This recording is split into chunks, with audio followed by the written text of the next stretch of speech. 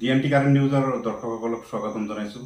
আজি এটি বিশেষ প্ৰতিবেদন লৈ আপোনালোকৰ আগত আহিছোঁ। সেয়া হৈছে যোৱা 24 এপ্ৰিল তাৰিখে পাকা বেতবাৰী সমষ্টিৰ অন্তৰ্গত 6 নং পল্লা জিলা পৰিষদৰ মাজগাঁও গাঁও পঞ্চায়তত এটি নিৰ্বাচনী কাৰ্যালয় উদ্বোধনী কৰা হ'ল আৰু সেই উদ্বোধনী কাৰ্যসূচীত আমি দেখিবলৈ পাইছিলোঁ কংগ্ৰেছৰ বিধায়ক অৰ্থাৎ স্থানীয় বিধায়ক জাকিৰ হোসেন সিকদাৰ ডাঙৰীয়াক আৰু তেখেতক লগ পাই নিৰ্বাচনী সভাৰ পিছত আমি অলপ কথা পাতিছিলোঁ, তেখেতক সাক্ষাৎ কৰিছিলোঁ, কেইটামান প্ৰশ্ন লৈ গৈছিলোঁ আৰু সেই প্ৰশ্নবিলাক কেনেকুৱা ধৰণৰ আছিল আপোনালোকৰ আগত আজি লৈ আহিছোঁ। আপোনালোকে ভিডিঅ'টো চাব।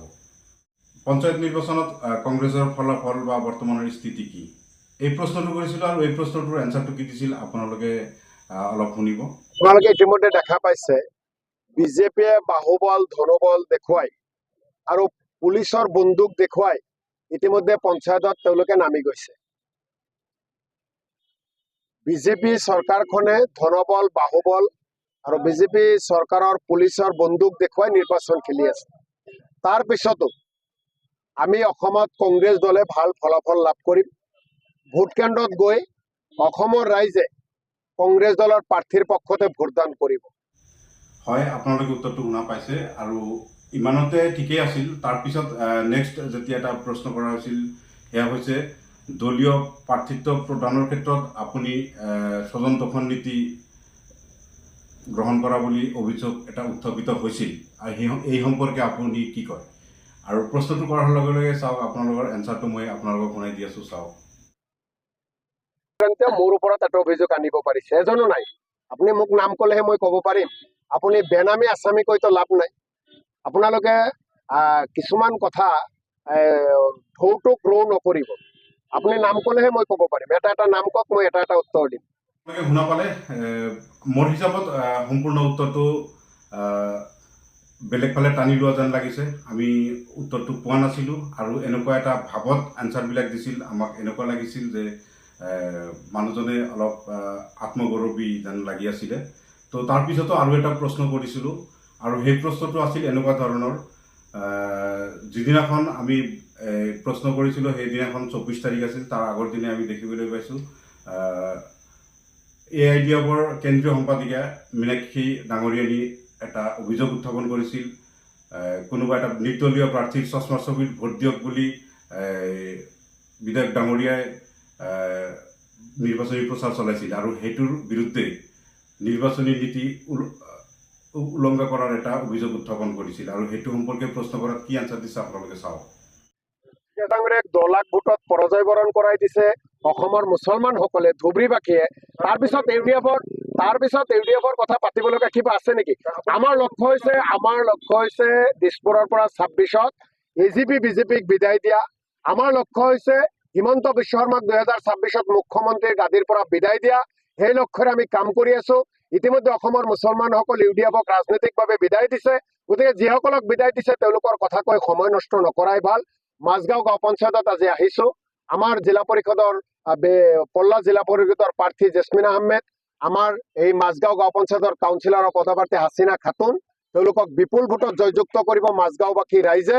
আৰু তেওঁলোক মাজগাঁওবাসী ৰাইজৰ ওচৰত জেছমিন আহমেদ আৰু হাছিনা খাতুনৰ হৈ মই আশীৰ্বাদ বিচাৰিছো। তেওঁলোকক সকলোৰে বহুমূলীয়া ভোট বিচাৰিছো আৰু কথা দি গৈছো যে তেওঁলোকক জয়যুক্ত কৰাৰ পিছত আমি লগত থাকি এই মাজগাঁও গাঁও পঞ্চায়তৰ যিকেইটা সমস্যা আছে সকলো সমস্যা সমাধান কৰা হ'ব।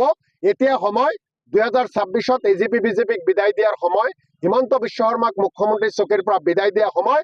আৰু এই বিদায় কেৱল কংগ্ৰেছ দলে দিব পাৰিব, কংগ্ৰেছ দলৰ নেতৃত্বই দিব পাৰিব। 26ত কংগ্ৰেছ দলৰ চৰকাৰ হ'ব। ৰাইজে আকৌ অধিকাৰ পাব, ৰাইজে আকৌ নিৰাপত্তা সহকাৰে লৈ ইয়াতে জীয়াই থাকিব পাৰিব, সন্মান সহকাৰে জীয়াই থাকিব পাৰিব। ধন্যবাদ। হয়, আপোনালোকে ইতিমধ্যে শুনা পালে।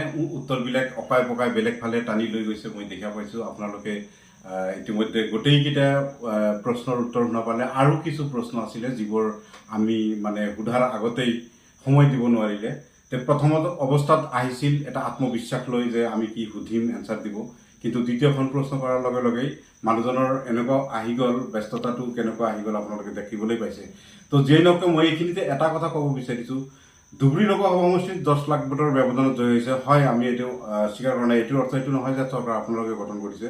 তাৰ লগতে মই এইখিনি কথা ক'ব বিচাৰিছোঁ, ৰাইজৰ দলৰ অখিল গগৈ ডাঙৰীয়াই ধুবুৰী লোকসভা সমষ্টিত ৰাইজক এনেকুৱাকৈ প্ৰত্যক্ষভাৱে কৈছিল যে আমি কংগ্ৰেছক ভাল পাই আপোনালোকক ভোট দিবলৈ কোৱা নাই। সাম্প্ৰদায়িক দলৰ বিৰুদ্ধে ভোট দিবলৈ কৈছে। সাম্প্ৰদায়িক দলত AIDF পৰে, সাম্প্ৰদায়িক দলত বিজেপি পৰে, তাৰ বিৰুদ্ধে ভোট প্ৰদান কৰিছে ৰাইজে, আৰু তাৰ কাৰণে আপোনালোকে 10 লাখ ভোটত জয়ী হৈছিল। আৰু এইটোৰ অৰ্থ এইটো নহয় যে আপোনালোকে গোটেই অসম বা ভাৰতত আপোনালোকে চৰকাৰ গঠন কৰিছে। আৰু আপুনি যিটো মই সিদ্ধাৰ্থ ডাঙৰীয়াক এটাই কথা ক'ব বিচাৰিছোঁ, বিধায়ক ডাঙৰীয়াক, যে আপুনি যিটো আমাৰ লগত সেইদিনাখন দেখুৱাইছে, আপুনি প্ৰশ্ন এইবোৰ আমাৰ নহয়, এইবোৰ ৰাইজৰ প্ৰশ্ন। আমি ৰাইজৰ মাজত যাওঁ, ৰাইজে কি বিচাৰে, কি প্ৰশ্ন আছে আপোনাৰ ওপৰত, সেই প্ৰশ্নবিলাকে আমি ধৰোঁ। আপুনি এজন বিধায়ক হৈ যেনেকৈ আপুনি প্ৰশ্ন আনচাৰবিলাক দিছে, সেইটো নিশ্চয় ভাল লগা নাই। আৰু এটা কথা আপোনাক এইখিনি কথা কৈ দিছোঁ, আপোনাক যোৱাটো নিৰ্বাচনত ৰাইজে এটা বিশ্বাসত আপোনাক জয়ী কৰাইছিল, আৰু আহি আছে 2026 বিধানসভা। আৰু যদি আপুনি সেই সময়তো যদি তেনেকুৱা আপুনি অকাই পকাই প্ৰশ্নবিলাক বেলেগ ফালে টানি লৈ যায়, তেনেহ'লে 26 নিৰ্বাচনত ৰাইজে কিন্তু বিবেচনা কৰিব।